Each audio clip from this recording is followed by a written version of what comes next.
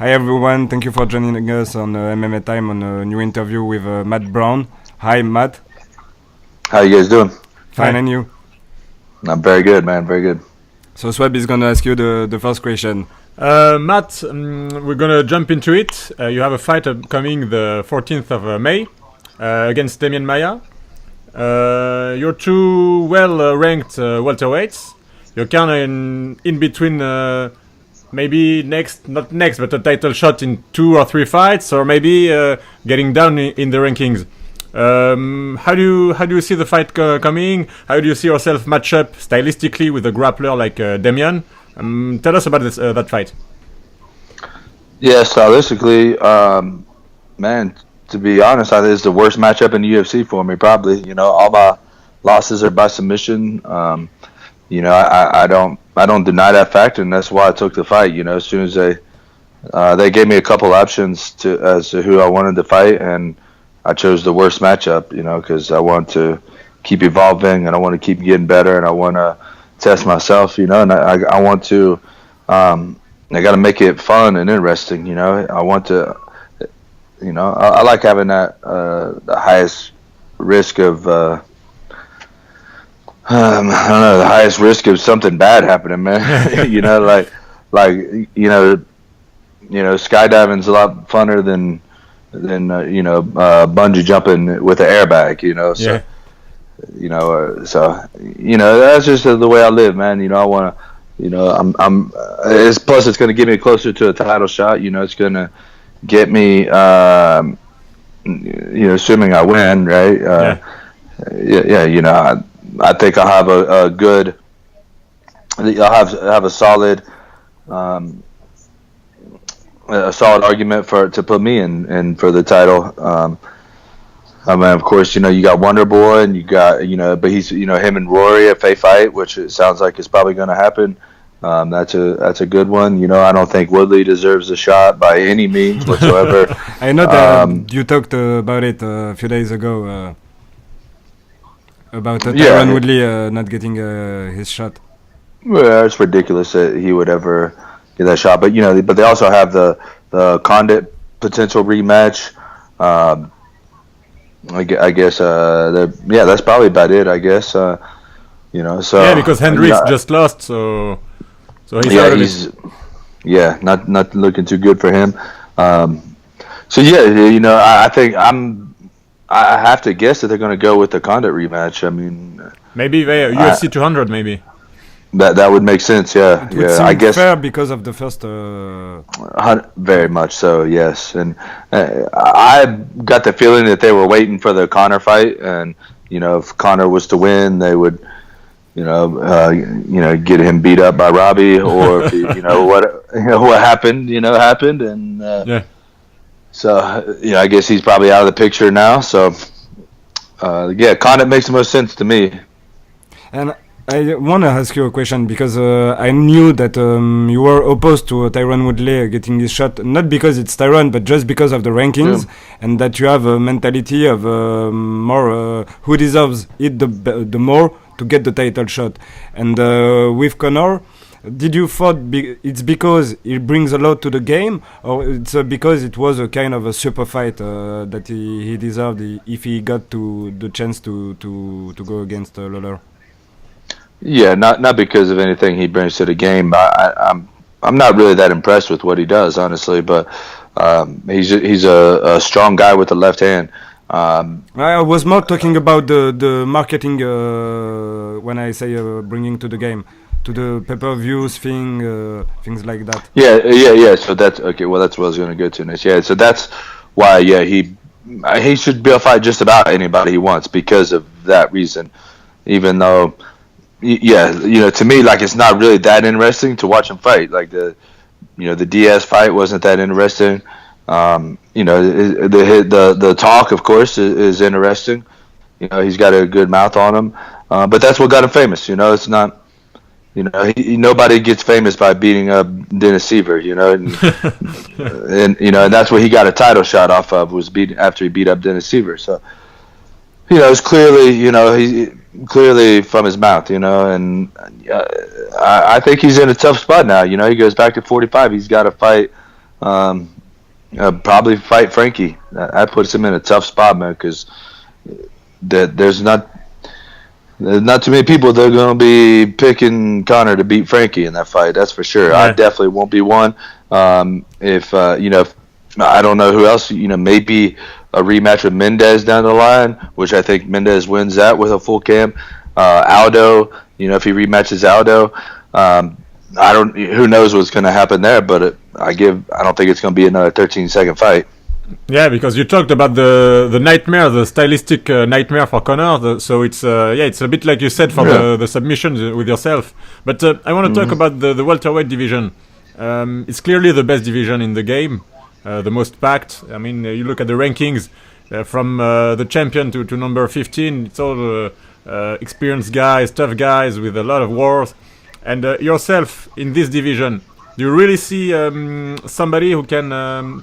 Except Demian Maia, who can challenge you. Like if you go against Robbie for another go, or if you go against Carlos if he wins, do you see yourself competing and getting that title?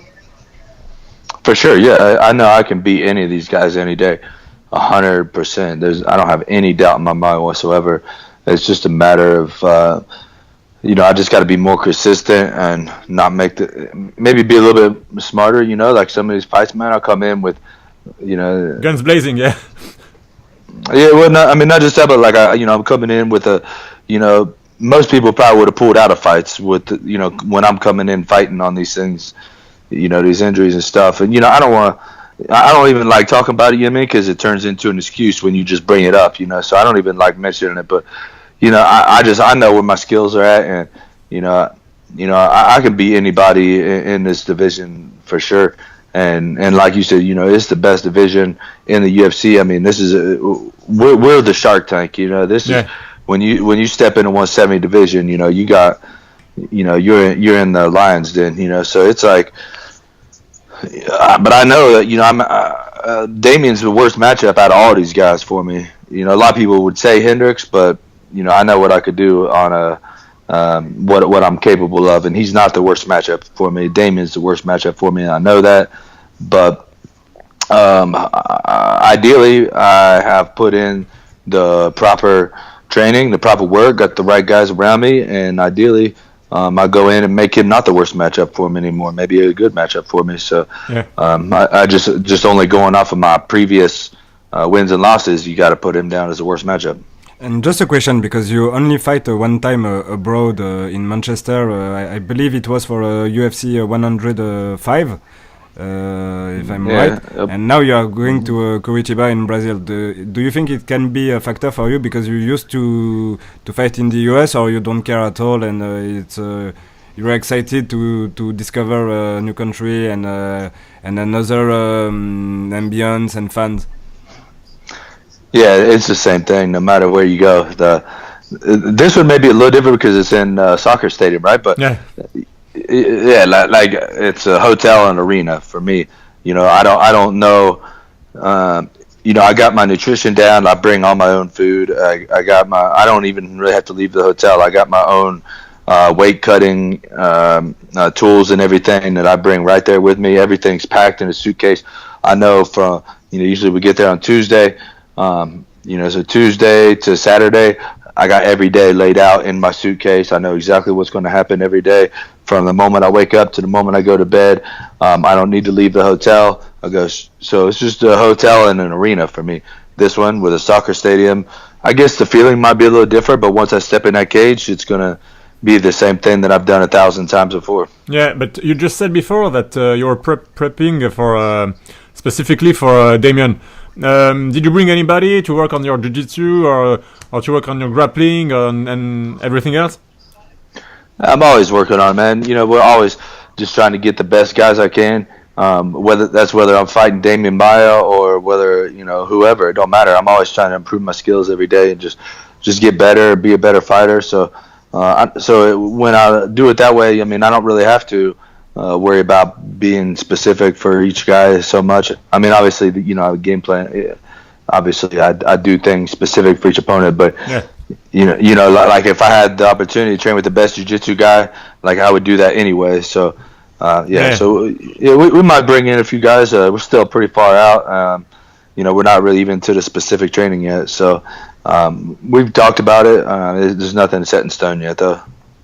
Yeah, absolutely. You talked about getting better, and a few weeks ago we had the chance to talk to Patrick Coté, and also welterweight, and you get the example of McPile and Demian Maia and yourself, and it seems that you are like a wine.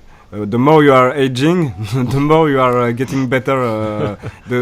How do you still get motivated, hungry, and wanted still more, and you're not declining as others? That motivation thing is a funny thing, man. These guys, everybody's always asking, like, how you get motivated, how you stay motivated. I find it almost strange. I'm like, I don't even know how I get motivated, because, if I wasn't motivated, I just wouldn't fucking do it, like, this is... But what do you make of Alexander Gustafsson quotes when he said that, and I can understand him why he's feeling a bit less motivated, but as a fighter, when you hear him talking like that, you think he's broken mentally about his fight, or he's just a rough patch and he's gonna come back? I'm not sure exactly what he said, so I don't. Yeah, really he know said He wanted to take a bit of time because he lost motivation. He lost love of the fight game. Yeah, that happens probably to a lot of people, I'm sure. Carlos Condit said that too. Yeah, so I get that. I mean, and that's probably the best thing for them to do, right? Is step away for a minute, and like, for instance, like I was forced away recently because of some injuries. Yeah. And man, that reminded me why I like this shit so much. I mean, I didn't have anything to do all day. I'm sitting around here staring at the wall. Like, I mean, I got a family and stuff, so I spend a lot of time with my kids. But I'm like, man, this sucks, So, I got me more motivated than ever. But yeah, I don't get why people, I don't know, like they need to read like some motivational quote or something to get them motivated. But I don't know, it's just strange to me. I mean, I wake up every day. I love what I do. I think maybe I'm different, man. Maybe I'm just born a samurai, But this is how I live, and there's nothing else that I'd rather do. It might be a little different too because I come from, I've been down and out, like probably as low as anybody could possibly go in life, and probably more so than 99% of other athletes. So. Yeah. So it's like every day to me, like, just feels like a blessing anyway. You know what I mean? And I just love getting in there and just testing myself and trying new things. And I think maybe some people, maybe they like their training gets a little bit monotonous too, because like they're always trying to win every day. You see a lot of egos in the gyms, and like for me, it doesn't really get monotonous. Like I'll put myself in bad positions. I'll do stupid things just to see what'll happen, and I get my ass whooped for it sometimes, but it keeps it fresh, keeps it fun, and I'm always learning new things. I'm always training with new coaches, training with new guys. We have guys come in off the street, and I learn things from them. Guys come in fresh, and and I'm asking them questions. So I don't know. I have my own ways. I don't know if I don't really get why people feel that way. Like Gustafsson or Condit, like that, they make sense, because they've been in the game a long time. That's probably a different type of thing, But 90% of people, like they've been training for a year or so, and like, man, I lack motivation or whatever, and I'm like, all right, well, just leave then, man. Like that's logical. That's probably a big part of it too, man. It's like, I surround myself with motivated people. And that energy feeds other energies, and that positivity feeds positivity. So to get, you have to give, and to give, you have to get. So absolutely, everything, when you're around the right people, I think it keeps you a lot more motivated too. Yeah, but you're talking about your environment, and how is it not your typical day? Because you just said you don't have a typical day, but how is it the life of Matt Brown at Elevation Team? You get up, what do you do? How do you how does your life evolve? I don't know how to say it. Yeah. But I probably do have a fairly typical day, I guess you'd say. But in terms of, I wake up, I go to the gym, come home, rest, go to the gym, come home, rest, go to the gym. Come home, rest, go to the gym. Yeah, it's just, like there's just a different amount of rest sessions in between going to the gym, and then I take like a day or two a week and try to spend, just do a one a day instead of two a day, and spend the other half the day with the kids, and try to just try to give them everything I can, give all my energy to them and teach them something, put some positivity in their life. So, man, my day's pretty typical. I mean, just what I do at the gym is what changes every day. I go in every day and get creative and have fun, and I'm the first one in, the last one out every day. Just a question, because a few days ago there was the press conference Unstoppable, and you as a fighter, you've always been straightforward and not making a lot of noise, and you were at the press conference Go Big, the Red Panty Night with Conor. What do you make of those kinds of events as a fighter? For you, is it a duty to go there, but you feel that you don't have to perform and just be yourself, and you look at the other fighters and what they say and it makes you laugh, or how do you feel when you see all this?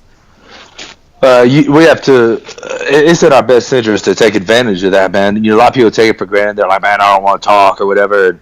And I was kind of getting annoyed because I wasn't getting no questions, and I'm just sitting there like, damn, I just bought this damn suit just to sit here. The red shirt, it was nice. yeah, like I had to pee real bad too, man. So I was like, man, if I go ask no questions, I just go use the restroom and come back, But no, man, you gotta take advantage of every situation, situation that you get for exposure. I mean, that's foolish. I mean, we don't have a long career here. A long time in the sport. We don't have a long time in the spotlight. You got to get what you can, and I try to make noise from what little questions I had, and I just didn't get that much, because Conor kind of stole the spotlight, and Ronda, nothing wrong with that. He's got better stuff to say than I do. But yeah, I just try to take advantage of what I can. I enjoy going there and doing that. It doesn't bother me in the least bit. I think it's a positive thing. I think it's cool. I think you should embrace it, man. How many people in the world get to do something like that? Get out and have their voice heard in front of that many people. And Conor, yeah, he's cracking me up, man. I was laughing, and so I embrace it, and I don't get the guys that don't want to do that. I get, okay, I take that back. I do get it, because we're a bunch of warriors. We ain't really trying to be out there just talking and as long as you back it up. Yeah, well, yeah, even that, and but it's more like we all just want to fight. You know what I mean? That's what's in our blood. We don't. I think at least the true warriors in this game, like for example, with all due respect, Conor, if he was saying that shit to me, I'd slap him right there. You know what I mean? Like I don't, because I just want to fight. You know what I mean? Like, and I don't have to get paid to do this. Like I'll fight you in the parking lot. You know what I mean? Like, like this isn't like a show for me. This is what I do. So, it can all be fun and games, but I think deep inside, like most of us are samurais at heart, and we're like, man, I don't even want to talk about this. I want to go train. I want to fight this guy. So but somebody like Nate Diaz, he just changed his life the minute he called out Conor. For sure. When he won against Michael Johnson, he changed his life financially. He changed his life in the sport, right? His place in the company. So calling out somebody, it might like that. It might change your life. Absolutely, and that's what I say. You got to embrace that side. You can't, just try to stay away from it. I mean, I guess maybe some guys can, like GSP or if you're really that great, which hopefully I am. Hopefully, my career ain't over yet, so it might be, Anderson, guys like that. But for the vast majority of us, you got to embrace what little time you get. There's 500 other fighters. Yeah. You just one of many. So you got to do something to separate yourselves. But I always personally, as much as I try to embrace that, I try not to lose who I am. And I got kids. I want to teach them, respect, dignity, honor, and how to live properly and how to speak to others and respect others. So I got to take care of business on that end too, and not cross the line. So I got to have that balance, and I don't want to be that guy like I said. Like Connor, I think is the best example. Like I don't want to be that guy that looks back on my career and like, man, I made that money because I talked some shit. I want to look back and tell my kids. Yeah, but like Connor, he crossed the line, in my opinion, when he talked to RDA about his kids and the fact that they have American names. And I think somebody like you would have reacted immediately in that press conference. For sure, yeah. Like you mentioned, my kids, I'm gonna come after you. Yeah, like I said, I don't. Were you impressed the way he talked about his failure in the post-fight press conference? I was like, and that's why all this. Connor's an easy example because he's got so much exposure and in the spotlight. And but look, I do have a lot of respect for Connor. I absolutely respect what he does. I think he's a great martial artist, and I think. Once he stops embracing the art so much and starts embracing being a warrior a little more, I think he'll do a lot better for himself inside the ring. Like I mean, I could go on a big tangent about that. Like his stupid ass movement training and shit. Like that shit's art forms. You know what I mean? Like that ain't winning. Fights. And then you go in, you gas out in 2 rounds. That's. You got to question things like, what you do. So, like I said, he's just an easy target, because he's out there like that. But, I got a lot of respect for him, man. I think he's, when you listen to him talk, what I like about him is that he'll come out and he'll talk all this shit and, hype up the fight. And then you don't hear from him for, 4, 5, 6 weeks at a time, and you got to assume that he's in there, training and, he went undercover, goes and trains. I would question his training methods if that, some of these things are real, what we see. Yeah. I just have a more personal question for you. A lot of great champions, even in boxing, like Tyson, said that, and he was the true warrior like you, saying that before a fight, he always got anxious and nervous, even though he liked to fight. Do you, as a fighter, before a fight you get anxious, and what fuels you before going into the octagon? First things first, I would argue that Tyson was not a true warrior and that he wasn't a great champion. But second thing, I absolutely get anxious, and for me personally, like I embrace that, man. Like that's what I do it for. That's what makes it exciting. Like if I didn't get nervous and scared, which I've been in fights where I didn't get nervous and scared, and then you suck and you got there and you don't know how to fight, and like that's what I like about fighting, is that it's a scary, nervous thing. There's a high risk, high reward. Like I always compare it to skydiving, where like if the fact that you can, if something messes up, you die. Like that's what makes skydiving so exciting, right? Yeah. Like who would pay to go get up in an airplane if it wasn't scary? Right, like if it wasn't no nerves about it, you'd be like whatever, I'm not going to waste my time and go do it. So, it's kind of similar in that situation. In that sense, I personally, like I love being backstage, man. I love like feeling those nerves and just being scared, and when I see my opponent and I just know like this dude wants to kill me, like that's a great feeling to me. And do you feel like you are facing yourself to go in the octagon, or you are just focused on your opponent? Yeah, there's both. I mean, first you have to overcome yourself, and then once you do that, then you can overcome your opponent. If you don't overcome yourself, you'll never be able to overcome your opponent. But there's got to be, like I said, that's probably the best way to say it. I don't even need to elaborate on that shit. Yeah, but you yourself, what's your favorite memory in an octagon? Was it a specific fight, specific moment?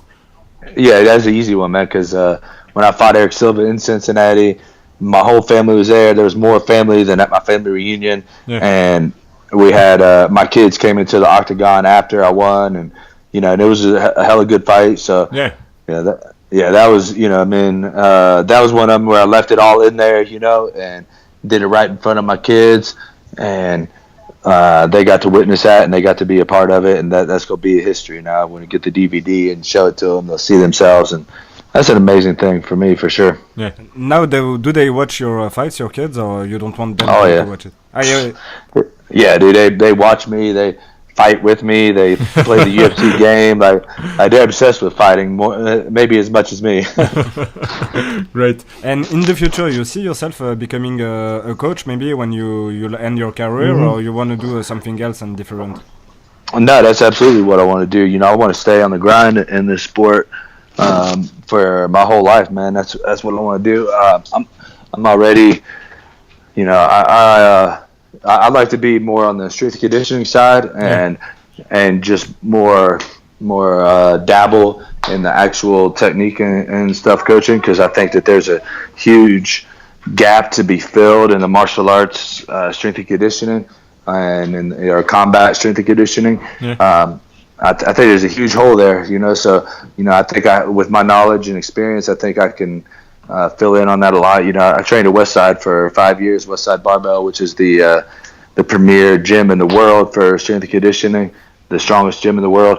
So, I learned under Louis. I've trained with Joel Jamieson, who's one of the top guys. So I've Mark Philippi, who's another one of the top guys. He was the world's strongest man a couple times, or one of the top 2 or 3 or whatever. I got a plethora of books that I've read, science books, physics books, biomechanics books, and I put all this into practice, into my own self, use myself as a guinea pig, and then once we get close enough to the fight, I just no more guinea pig, just doing straight what we know works. But yeah, so that's a lot of where my interest lies. I like the scientific part of it, and I like I like what I think I got a lot to bring, a lot to offer in the game in that part of things. Absolutely. And just a last question before a quick Q&A. Sorry. Is there a loss you wanna? No problem. Is there a loss you wanna avenge? Specifically, somebody you wanna call out, or somebody you wanna? I don't know. Is there somebody in your mind if you go past Demian Maia? No. I want to. Call out all my losses, right? Don't we all? I want to go back and try all those again. But no, like I beat Demian. Demian's first. I mean, he's a gigantic challenge, especially at this weight class, man. He is a handful and a half, So there's no question that is 110% of my focus right now. But I get past him, man. I'm gonna look for Robbie. We had a great war. I think. I mean, I don't see any reason why we couldn't do that again. I think, if not just for the fans, who even cares? I mean, I feel like I would have earned it beating Demian, but damn, if people don't think I earned it, they're still gonna tune in. Yeah. That's a hell of a fight. That's 2 big names, yeah, absolutely. Yes, this is 2 warriors, man. Like I respect Robbie a lot, man. He's a true warrior. He goes in there and bangs every time. So do I. And you're never in a boring fight, both of you. Yeah. We proved that the first time. So let's do it again, Robbie. Anytime. Okay, great. Okay, so we'll finish up if you agree with a quick Q&A. Yeah, let's do it. Okay, so think what's your favorite combat movie? Does that count like army movies and stuff? No, like more Raging Bull or Karate Kid. Rocky, Karate Kid. Van Damme. Maybe 13 Assassins. Does that count? Maybe. I think. Yeah, kind of. More ninja 300. Okay. 300. Maybe 300. Just a question. Yeah. Did you see the movie Warrior about MMA with Tom Hardy a few years ago? Warrior, a movie called Warrior. About 2 brothers. Yeah, I watched the MMA movie once. I can't remember. Oh no, Warrior. Yeah, I never did see that. I got a bunch of friends that was in that, and I never did watch it. That's okay, I was interesting to know what MMA fighter would have thought about this movie. Man, I'm not a big movie guy, man. I just there's so many movies I never even watched. They all my friends always mess with me because I still haven't watched Rocky. So it's pretty bad, right? Yeah. But 300 or 13 Assassins. Okay. If you were a matchmaker, what fight would you love to watch today and organize? Any fight that I can. Any fight that you can. Even GSP can come out his retreat. Me versus Fedor. How's that? Okay. Not bad. That's a bad choice. And so, what? No, sorry, that's not this one. Yeah. To you, who's the greatest fighter of all time? You can say yourself if you believe that. Maemoto Musashi. Oh. And as an upcoming fighter, you know who he is, right? For me, no. I have to I'm admit, sorry, I have no idea. No. The Book of Five Rings. The Book of Five Rings. It was in I think the 1400s. A samurai. It was 60-0 in duels to the death. Okay, that's another kind of fighter. So Yeah, the greatest of all time. Yeah. You didn't say MMA fighters, so Yeah. Absolutely, my bad. in MMA maybe, or in boxing, was there a fighter that inspired you to become one? Probably not one that inspired me to be a fighter, but that really inspired me back in the day was the whole shooter box with Shogun, Vanderlei. That was right when I first started getting into MMA hardcore training. Was when they were over in Pride and Wrecking Shop, and even some of the guys I can't even remember their names, but was it like Azeredo maybe? Yeah. Luis Azeredo, like some of them, just all the shooter box guys over in Pride, man. That was like the biggest, and then Chuck Liddell too. Yeah, the Pride was something special. Yeah. Yes, yeah. So those guys, and then like I said, Chuck Liddell. So the first UFC fight I ever went to, Chuck Liddell was there. He fought. That was when he fought Vernon White, actually. Oh, okay. And and that was amazing. So Chuck's still huge inspiration to me for sure. Okay, just one last question, because you were the guy who inflicted the only defeat of Stephen Thompson. Who do you think will win between McDonald and Stephen Thompson? Because it's a tough one. Man. Yeah.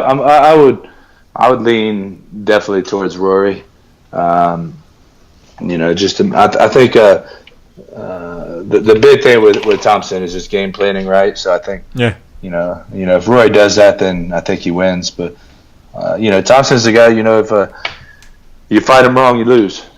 Everybody will. He could beat just about anybody that fights him the wrong way. Yeah, just like Johnny. Yeah. Okay, that's it, Matt. So thank you very much. It was an honor having the chance to talk to you. Thank you, Matt. People can follow you on Twitter at I am the immortal. You got it. If you want to promote something or have a message, be our guest. Well, yeah, you said the same on Instagram at I am the immortal, and then Facebook is I don't know, the immortal Matt Brown or something like that. Okay. And then I want everybody to check out my company too, Immortal Combat Equipment. We're making some fitness equipment to revolutionize the MMA fitness training game. Yeah. And that's going to be Immortal Combat Equip on Twitter, Instagram. So check it out. Okay, absolutely, will do. Thank you very much, Matt, again for your time. It was a real pleasure talking to you. And good luck for your fight. My pleasure. Thank you so much, guys. Thanks. Bye. Bye. All right. Bye.